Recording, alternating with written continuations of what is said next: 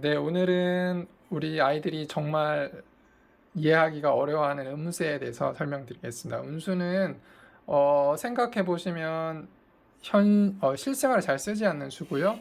보통은 초등학교 이제 끝나고 중학 선행을 하면서 중학교 과정에서 나오는 수의 개념입니다. 수의 개념이 확장이 되는 거예요. 보세요. 양수는 자연수 0을 제외한 1부터 계속 커질 수 있겠죠. 그리고 0이란 개념이 있고요. 그리고 음수는 마이너스 1, 마이너스 2 같이 앞에 이제 마이너스가 부호가 붙은 겁니다. 우리 아이들이 뭘 헷갈려 하냐 그러면요. 이 앞에 마이너스 부호가 있기 때문에 이거를 마이너스 소위 말하는 연산식의 마이너스랑 많이 헷갈려요. 아빠, 이거 연산식의 마이너스랑 뭐가 틀려요? 음수는 도대체 왜 만든 거죠? 왜 쓰는 거죠? 이런 식으로 물어볼 수가 있습니다. 그런데 우리가 이제 고등학교 수학에서 방정식 같은 경우는 4x 더하기 20이 0이다. 그러면 x는 마이너스 5가 되잖아요. 이런 이제 수적 개념을 확장을 해 나가야 되는데 이런 확장을 하는 데 있어서 음수의 이제 개념에 대해서 이해하는 건 중요할 것 같고요.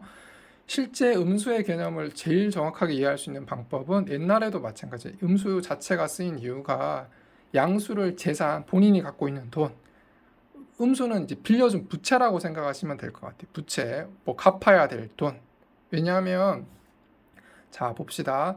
만약 아이한테 설명을 할 때 아이야 너가 지금 500원밖에 없어. 500원밖에 없는데 만약 1000원짜리 물건을 사야 돼. 1000원짜리 물건을 사려 그런다면 아빠가 너한테 1000원을 빌려줄 수 있잖아. 500원을 빌려줄 수 있잖아. 그러면 너는 얼마를 갖고 있다고 표시해야지 아빠한테 500원을 다시 돌려줄 수 있을까? 그렇게 생각하시면 아이들이 이해를 하기 싫어. 500원이라고 적어 놓으면, 자기한테 500원이라고 적어 놓으면, 이거 내가 500원을 갖고 있는 거잖아요. 하지만, 저한테 갚아야 되니까, 그거를 표시할 때 마이너스 500원이라고 적어 놓으면, 이거는 자기가 가지고 있는 돈이 아니라 아빠한테 갚아야 될 돈이다. 즉, 음수를 부채라고 이야기하기 시작하면, 이제 소위 말해서 이해하기가 더 쉬워지고요. 이런 이제 금융 문제부터, 그러니까 파이낸셜 이런 프로블럼을 쓰는 데서 음수가 이제 많이 쓰기 시작했고, 그런 음수 같은 개념이 이해가 되어야지만 이제 돈을 예전 유럽에서는 빌리고 받고 할 수 있었겠죠. 그러니까 장부에 보세요. 장부에 자 개똥이한테 500원을 빌려줬는데 500원 이렇게 적어 놓으면 500원 적어 놓으면 네, 560 같이 적었네요. 글자 560 이렇게 적어 놓으면 나중에 장부를 볼 때 헷갈려요. 이거 개똥이가 560원을 가지고 있는 건지 아니면 개똥이가 560원을 빌려서 갚아야 되는 건지 알 수가 없습니다. 그래서 음수는 이렇게 돈을 갚는다는 개념, 내가 나한테 가지고 있는 것이 아니라 남한테 다시 돌려줘야 된다.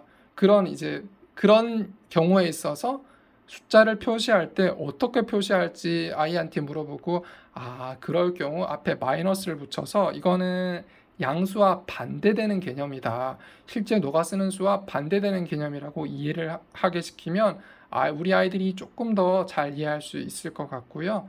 이런 음수의 개념이 정확하게 이해가 되어야지 우리 아이가 이제 이제 중학교 과정부터는 음수까지 이제 정수 개념으로 확장을 시켜 나가잖아요. 그런 수학적인 개념을 이해하는 데 도움이 될 것 같고요. 그래서 음수는 양수의 카운터파트입니다. 양수에 반대되는 개념인데 그 개념을 이해하는데 아이한테 너가 돈을 빌렸을 때 그거를 양수로 표시하면 헷갈리잖아. 그렇기 때문에 앞에 마이너스를 붙여서 너가 갚아야 될 돈이다. 이렇게 표시하면 좋겠지 하고 가르쳐 준다면 음수의 개념에 대해서 조금 더 정확하게 이해할 수 있을 것 같고요. 그래서 봅시다. 그러면 내가 500원을 빌렸는데 또 500원을 또 빌렸다. 그럼 얼마 갚아야 되죠? 네, 마이너스 1000원. 1000원을 갚아야 됩니다. 이런 식으로 이해를 하면 또 계산도 할 수 있어요. 마이너스 500 두 번 했으니까 1000원 빌렸으니까 갚아야겠구나. 자, 마이너스 500원 빌렸습니다. 여기다가 500원 더 했어요. 500원 갚았습니다. 500원 더하면 0원이 되죠? 네. 이런 식으로 생각하면 야, 너 아빠한테 갚을 거 없네? 쏙쏙 이해가 됩니다. 그래서 아이들이 제일 헷갈려하는 게 이거예요. 봐보세요. 이 연산기호랑 이 부호를 헷갈립니다.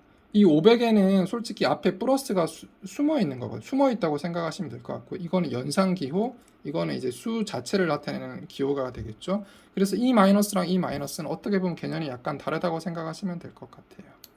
그래서 이런 것들을 네, 생각을 해서 아이한테 전달을 해주시면 우리 아이가 음수라는 처음 접하는 개념에 대해서 조금 더 잘 이해할 수 있을 것 같고요. 아이들이 보통은 저희 아이도 그렇지만 용돈에 굉장히 민감합니다. 용돈에 너무 민감하기 때문에 아이들 용돈을 이용해서 이렇게 빌린 것을 갚아야 되니까 부채, 즉 음수라고 생각하시고 그런 개념들을 아이한테 설명을 해주시고 이제 중학교 선행을 하시면 아이가 조금 더 음수란 개념 전체를 이해하고 받아들이는 데 도움이 될 것 같고요.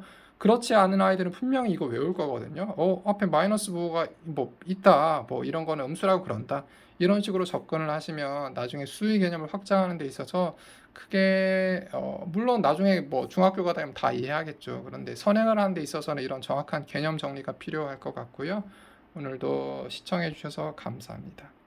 우리 모두 아이들의 수학 문제를 마음 편히 아빠들이 또는 엄마 부모들이 가르칠 수 있는 그날이 올 때까지 저는 계속 설명을 드리겠습니다. 시청해 주셔서 감사합니다.